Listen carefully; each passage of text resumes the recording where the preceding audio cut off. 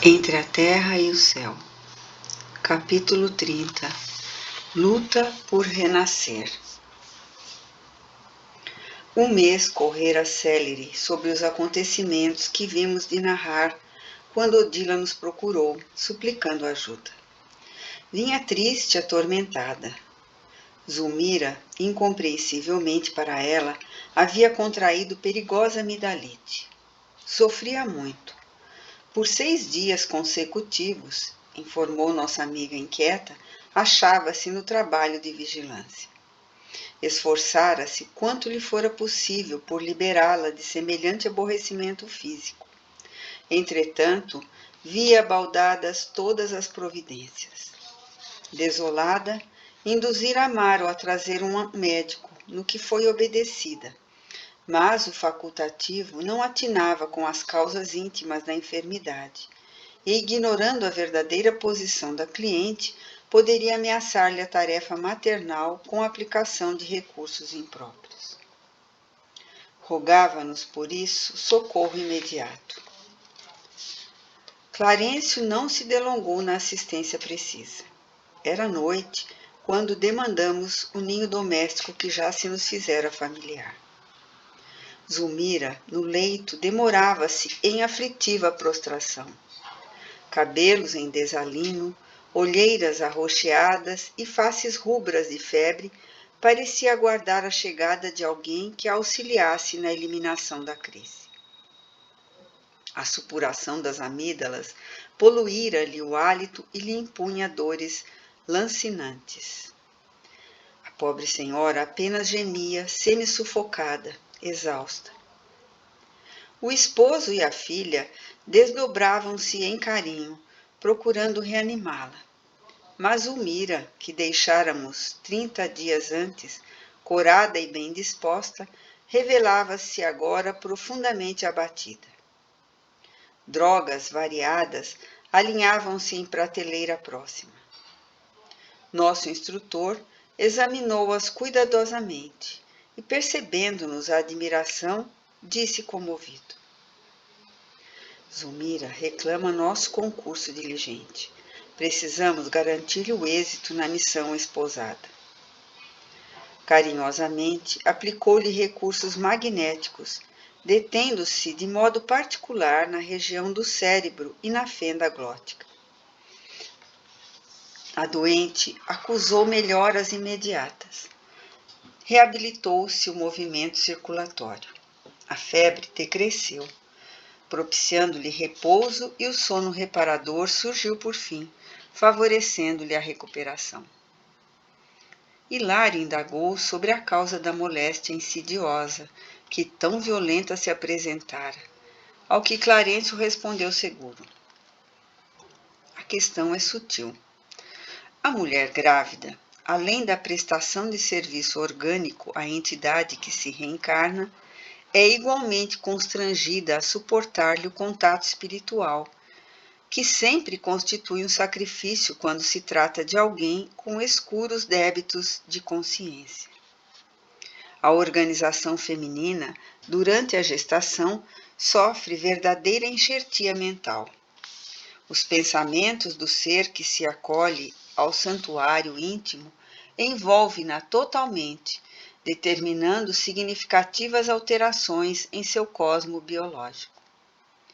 Se o filho é senhor de larga evolução e dono de elogiáveis qualidades morais, consegue auxiliar o campo materno, prodigalizando-lhe sublimadas emoções e convertendo a maternidade, habitualmente dolorosa, em estação de esperanças e alegrias intraduzíveis. Mas no processo de Júlio, observamos 2 almas que se ajustam nas mesmas dívidas e na mesma posição evolutiva. Influenciam-se mutuamente. O ministro fez longa pausa, tornando aos passes em benefício da enferma. Odila acompanhava-o atenciosa. De todos nós, parecia ela a mais preocupada com as lições ouvidas. Identificava-se-lhe o interesse de tudo aprender para tornar-se ali mais útil. Findos alguns instantes, Clarencio continuou. Sesumir atua de maneira decisiva na formação do novo veículo do menino, o menino atua vigorosamente nela, estabelecendo fenômenos perturbadores em sua constituição de mulher. A permuta de impressões entre ambos é inevitável, e os padecimentos que Júlio trazia na garganta foram impressos na mente maternal, que os reproduz no corpo em que se manifesta. A corrente de troca entre mãe e filho não se circunscreve à alimentação de natureza material. Estende-se ao intercâmbio constante das sensações diversas. Os pensamentos de Zulmira guardam imensa força sobre Júlio, tanto quanto os de Júlio revelam expressivo poder sobre a nova mãezinha.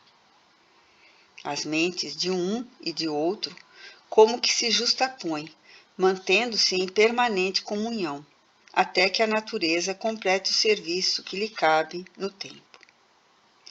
De semelhante associação procedem os chamados sinais de nascença. Certos estados íntimos da mulher alcançam de algum modo o princípio fetal, marcando-o para a existência inteira. É que o trabalho da maternidade assemelha-se a delicado processo de modelagem, requisitando por isso muita cautela e harmonia para que a tarefa seja perfeita. Em seguida, o ministro, com devoção paternal, levou a efeito diversas operações magnéticas de auxílio à cavidade pélvica, afirmando a necessidade de socorro ao útero em vista do complicado e difícil desenvolvimento de Júlio reencarnante. Meu colega, avançando mais longe, talvez tentando converter aquela hora de fraternidade tanto quanto possível em hora de estudo, recordou algumas de suas experiências médicas, acrescentando: é comum a verificação de exagerada sensibilidade na mulher que engravida. A transformação do sistema nervoso nessas circunstâncias é indiscutível. Muitas vezes, a gestante revela decréscimo de vivacidade mental e, não raro, enuncia propósitos da mais rematada extravagância. Há mulheres que adquirem antipatias súbitas, outras se recolhem a fantasias tão inesperadas quanto injustificáveis. Em muitas ocasiões na Terra, perguntei a mim mesmo se a gravidez, na maioria dos casos, não acarreta temporária loucura. O orientador sorriu e obtemperou. A explicação é muito clara. A gestante é uma criatura hipnotizada a longo prazo. Tem o campo psíquico invadido pelas impressões e vibrações do espírito que lhe ocupa as possibilidades para o serviço de reincorporação no mundo. Quando o futuro filho não se encontra suficientemente equilibrado diante da lei, e isso acontece quase sempre, a mente maternal é suscetível de registrar os mais estranhos desequilíbrios, porque à maneira de um médium estará transmitindo opiniões e sensações da entidade que a empolga. Afligia-se-me observar, lembrou Hilário com interesse, a inopinada aversão de muitas gestantes pelos próprios maridos. Sim, isso ocorre sempre que um inimigo do pretérito volta à carne, a fim de resgatar débitos contraídos para com aquele que lhe servirá de pai. Temos, contudo, os casos, ponderei curioso, em que na ribalta do mundo vemos filhas que foram evidentemente fortes desafetos das mães em passado remoto ou próximo, tal a animosidade que lhes caracteriza as relações. Reparamos que, em tais ocorrências, as filhas são muito mais afins com os pais, vivendo psiquicamente em harmonia, associação com ele, e distanciadas espiritualmente das mãezinhas, que, por vezes, tudo fazem debalde para quebrar as barreiras de separação. em ligações dessa natureza, surgirão obstáculos à reencarnação? Clarencio fitou-me de maneira significativa e respondeu: de modo algum. A esposa, por devotamento ao companheiro, cede facilmente à necessidade da alma que volta ao reduto doméstico para fins regeneradores. E tratando-se de alguém com intensa afinidade junto ao chefe do lar, vê-se o marido docemente impulsionado a oferecer maior coeficiente afetivo à companheira, uma vez que se sente envolvido por forças duplas de atração. Sob dobrada carga de simpatia, dá muito mais de si, mesmo em atenção e carinho, facilitando a tarefa maternal da mãe. A elucidação clara e lógica satisfez-nos plenamente. Palestramos ainda por alguns minutos, nos quais o nosso orientador ministrou várias instruções a Odila, habilitando-a para socorros de emergência. Regressamos edificados ao nosso círculo de trabalho comum. No entanto, depois de alguns dias, a primeira esposa do ferroviário tornou até nós, solicitando nova intervenção. Zulmira informou aflitiva, atravessava estarrecedora crise orgânica. Vômitos incoercíveis perturbavam-na cruelmente. Não tolerava a mais leve alimentação. O sistema digestivo apresentava alterações profundas. O médico agia baldamente, visto que o estômago da enferma zombava de todos os recursos.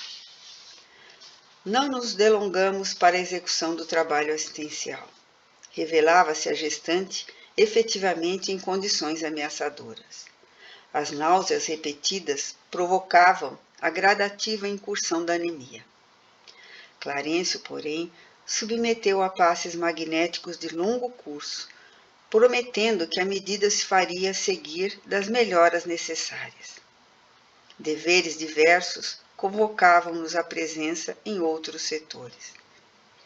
Ainda assim, depois das despedidas, Hilário perguntou pelo motivo de semelhante fenômeno, que declarou ele em toda a sua experiência médica na Terra não conseguir explicar.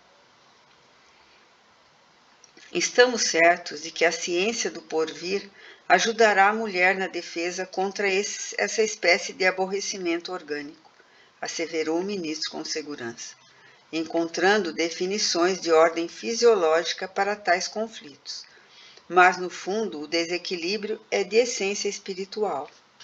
O organismo materno, absorvendo as emanações da entidade reencarnante, funciona como um exaustor de fluidos em desintegração. Fluidos esses que nem sempre são aprazíveis ou facilmente suportáveis pela sensibilidade feminina. Daí a razão dos engulhos frequentes, de tratamento até agora muito difícil. Semelhante nota oferecia-nos valioso material de meditação. O tempo desdobrou-se semana após semana. Insistimos na visitação à residência de Amaro, de quando em quando, convocados ou não para o trabalho, até que certa manhã Odila veio até nós com o júbilo de uma criança feliz, anunciando que o menino tornara a luz terrestre. De conformidade com a aprovação da pequena família, chamar-se-ia novamente Júlio. Comungamos de sua profunda alegria e, com a solidariedade dos amigos sinceros, voltamos a abraçá-lo.